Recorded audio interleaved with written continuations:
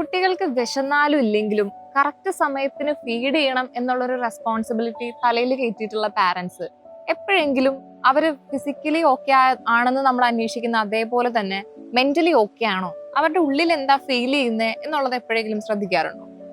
Hi, this is Ann from അപ്പിങ്കേഴ്സ്. നമ്മൾ ഇന്ന് സംസാരിക്കാൻ പോകുന്ന ടോപ്പിക് എന്ന് പറയുന്നത് കുട്ടികളുടെ മാനസികാരോഗ്യം അല്ലെങ്കിൽ മെന്റൽ ഹെൽത്ത്. എന്തുകൊണ്ടാണ് ഞാൻ മെന്റൽ ഹെൽത്ത് ഇത്ര ഇമ്പോർട്ടൻ്റ് ആണെന്ന് പറയാൻ കാരണം എന്ന് വെച്ചാൽ അത് അവരുടെ ലൈഫിൽ എവിടെയെങ്കിലും റിഫ്ലക്ട് ചെയ്യുന്ന ഒരു കാര്യമാണ്. നമ്മൾ ചെറുപ്പത്തിൽ അനുഭവിക്കുന്ന എന്തെങ്കിലും ഒരു കാര്യം, നമ്മൾ കാണുന്നതും കേൾക്കുന്നതുമായിട്ടുള്ള കാര്യങ്ങൾ പിന്നീട് അവരുടെ ലൈഫിൽ അത് റിഫ്ലക്ട് ചെയ്യും.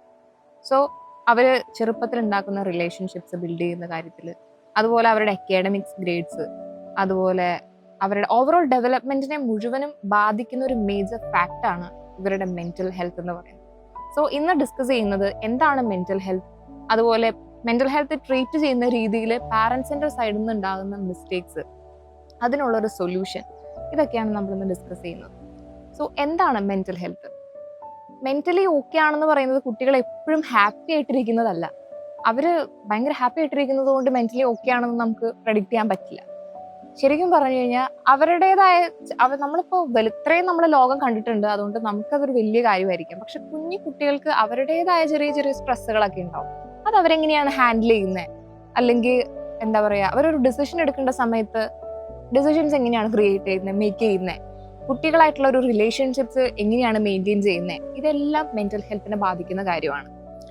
സോ വീക്ക് ആയിട്ടുള്ള ഒരു മെന്റൽ ഹെൽത്ത് ആണ് കുട്ടിക്ക് ഉള്ളതെന്നുണ്ടെങ്കിൽ അത് അവരുടെ പഠനത്തെ ബാധിക്കും. അതുപോലെ സോഷ്യൽ ഐസൊലേഷൻ, ഒറ്റയ്ക്കിരിക്കാനുള്ള ഒരു ടെൻഡൻസി കുട്ടികൾക്ക് ഉണ്ടാവും.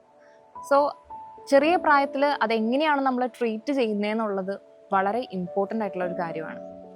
പാരൻസ് വിചാരിക്കുന്നത് അവരുടെ പ്രായത്തിൽ അവരുടെ പാരൻസിന് ഇത്ര ഇഷ്യൂസ് ഒന്നും ഉണ്ടായിട്ടില്ലല്ലോ, പാരന്റിങ്ങിൽ ഇത്രയും ശ്രദ്ധിക്കേണ്ട വന്നിട്ടില്ലല്ലോ എന്നൊരു കൺസേൺ ഉണ്ടായിട്ടുണ്ട്. പക്ഷെ കാലം മാറി, ജനറേഷൻ മാറി, കുട്ടികളുടെ ഇപ്പോഴുള്ള സറൗണ്ടിങ്സും പാരൻസ് ചെറുതായിട്ടുള്ള ടൈമിലുള്ള സറൗണ്ടിങ്സ് തമ്മിൽ വ്യത്യാസമുണ്ട്. സോ പാരൻസ് ഇപ്പൊ ചെയ്യേണ്ട കുറെ കാര്യങ്ങളുണ്ട്. അതിൻ്റെ അകത്ത് കുറച്ച് മിസ്റ്റേക്സ് ആണ് നമ്മളിന്ന് ഡിസ്കസ് ചെയ്യുന്നത്. ഫസ്റ്റ് വൺ എന്താണെന്ന് വെച്ചാൽ കുട്ടികൾ കാണിക്കുന്ന ചില സിംറ്റംസ് ഇഗ്നോർ ചെയ്യുക.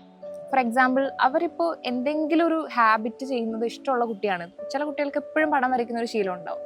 അങ്ങനെ ആ ഒരു ഇഷ്ടമുള്ള ഹാബിറ്റ് പെട്ടെന്നൊരു സുപ്രഭാതത്തിൽ നിന്ന് പോവുകയാണെങ്കിൽ അത് പാരൻസിന് തിരിച്ചറിയാൻ പറ്റും.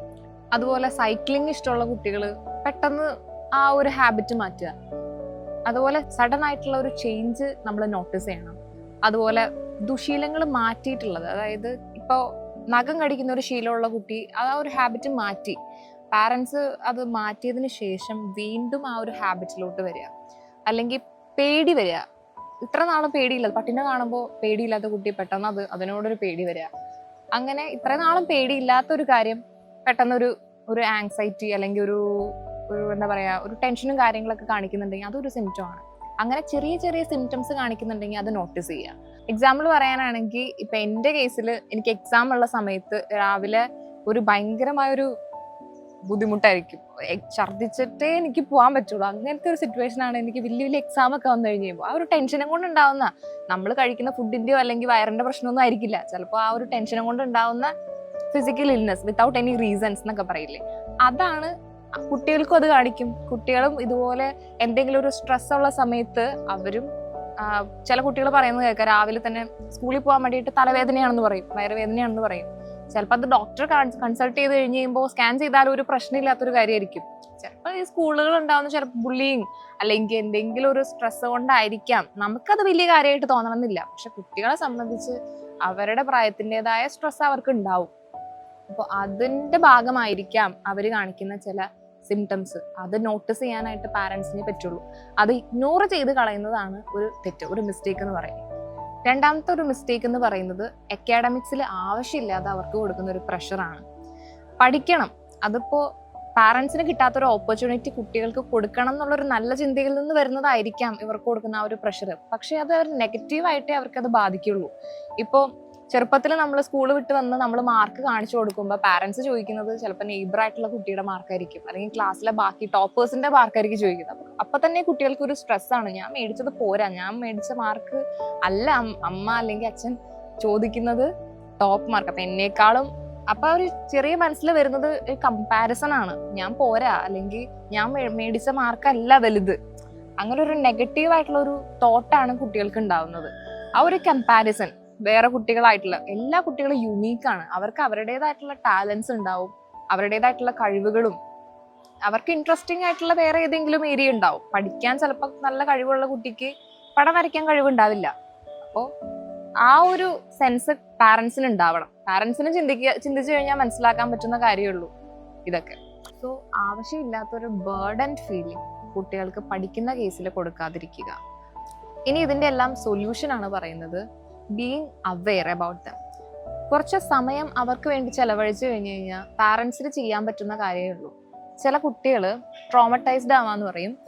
ചെറുപ്പത്തിലുണ്ടാവുന്ന ചില കാര്യങ്ങൾ വലുതാകുമ്പോഴും അവർ ട്രോമയായിട്ടിരിക്കും.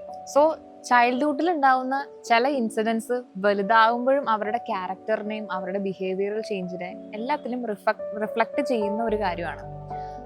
സോ പാരന്റ്സ് ശ്രദ്ധിക്കേണ്ട കാര്യം, ചെറുപ്പത്തിലേ ഒരു ഹീൽ ചെയ്യാൻ പറ്റുന്ന ഒരു കാര്യമാണെന്നുണ്ടെങ്കിൽ അത് അപ്പം തന്നെ ചെയ്യുന്നതാണ് ബെറ്റർ ഓപ്ഷൻ. ഇപ്പോഴത്തെ പാരന്റ്സിന്റെ ഒരു ലൈഫ് സ്റ്റൈൽ വെച്ചിട്ട് പറയുകയാണെങ്കിൽ അവരുടെ വർക്ക് കഴിഞ്ഞ് കഴിയുമ്പോൾ കുട്ടികളെ ട്യൂഷൻ ക്ലാസ്സിലോട്ട് വിടുക, പിന്നെ വീണ്ടും കിടന്നുറങ്ങുക. അതായത് കുട്ടികളുടെ ആ ഒരു ലൈഫിലോട്ട് ഇറങ്ങിച്ചെന്ന് അവരെ സഹായിക്കാനോ അവരായിട്ട് കമ്മ്യൂണിക്കേറ്റ് ചെയ്യാനോ ഇപ്പോഴത്തെ പാരന്റ്സിന് ടൈം കിട്ടാറില്ല. പക്ഷേ ഒരു നിശ്ചിത സമയം അവർക്ക് വേണ്ടിയിട്ട് ചെലവഴിച്ചു കഴിഞ്ഞാൽ എന്നാലും മാത്രമാണ് ഈ സിംറ്റംസ് നമുക്ക് നോട്ടീസ് ചെയ്യാൻ പറ്റുള്ളൂ. അപ്പോഴാണ് അവരുടെ പ്രശ്നങ്ങളിലോട്ട് എന്താണെന്ന് അറിയാൻ പറ്റുള്ളൂ. നോട്ടീസ് ചെയ്യുക, ആ പ്രശ്നങ്ങൾ ചോദിച്ച് മനസ്സിലാക്കുക, അതിനൊരു സൊല്യൂഷൻ കൊടുക്കുക. ചിലപ്പോൾ ഈ പറയുന്ന ചെറിയ ചെറിയ പ്രശ്നങ്ങളായിരിക്കാം, അത് ചെറുപ്പത്തിലേ അത് ഓക്കെ ആക്കി കഴിഞ്ഞാൽ വലുതാകുമ്പോൾ അവർക്ക് ആ ഒരു വലിയൊരു ബുദ്ധിമുട്ട്, അത് അവരോട് ചെയ്യാൻ പറ്റുന്ന ഏറ്റവും നല്ല കാര്യമാണത്. ആ ഒരു വലിയ ബുദ്ധിമുട്ട് പിന്നീട് അനുഭവിക്കേണ്ടി വരില്ല. സോ ആ ഒരു ഓപ്പൺ സ്പേസ്, അവരുടെ ഇമോഷൻസ് എക്സ്പ്രസ് ചെയ്യാനുള്ള ഒരു സ്പേസ് കുട്ടികൾക്ക് പാരന്റ്സ് കൊടുത്തേ പറ്റുള്ളൂ.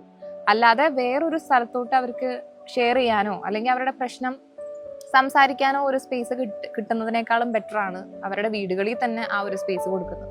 അപ്പൊ പാരന്റ്സ് എപ്പോഴും ശ്രദ്ധിക്കുക, അവർക്ക് ആ ഒരു സ്പേസ് കൊടുക്കുക, ഫ്രീ ആയിട്ട് അവർക്ക് സംസാരിക്കാൻ നിങ്ങൾ സമയം കൊടുക്കുക, ക്ഷമയോടുകൂടി ലിസൺ ചെയ്യുക, അവരുടെ പ്രശ്നങ്ങൾ മനസ്സിലാക്കുക, അതിനൊരു സൊല്യൂഷൻ കൊടുക്കുക. എന്തെങ്കിലും ഒരു തെറ്റ് ചെയ്യുമ്പോൾ ഓവറായിട്ട് അതിനെ റിയാക്ട് ചെയ്ത് ഒരു ഷൗട്ട് ചെയ്ത് അവരോട് ഉണ്ടാക്കുന്നതല്ല ഒരു പാരന്റിങ്. ഒരു നല്ലൊരു പാരന്റിങ് അതല്ല. അവർക്ക് വേണ്ടിയിട്ടുള്ള സപ്പോർട്ട് കൊടുക്കുക. ചെയ്യേണ്ട കാര്യങ്ങൾ, ഇപ്പൊ നാളൊരു എക്സാം ഉണ്ടെന്നുണ്ടെങ്കിൽ അവർക്ക് ആ പ്രഷർ കൊടുക്കുന്നതിന് പകരം നല്ല രീതിക്ക് നമുക്ക് എന്ത് ചെയ്യാം, ഇന്ന ടോപ്പിക്സ് ഒക്കെ പഠിച്ചാൽ നാളെ എക്സാമിന് വരും. അത് ഒരു പോസിറ്റീവ് അപ്രോച്ച് അല്ലേ കുട്ടികൾക്ക് കൊടുക്കാൻ പറ്റുന്നത്. അപ്പൊ അങ്ങനെ ഒരു പോസിറ്റിവിറ്റി സ്പ്രെഡ് ചെയ്യാനായിട്ട് പാരന്റ്സിന് പറ്റണം.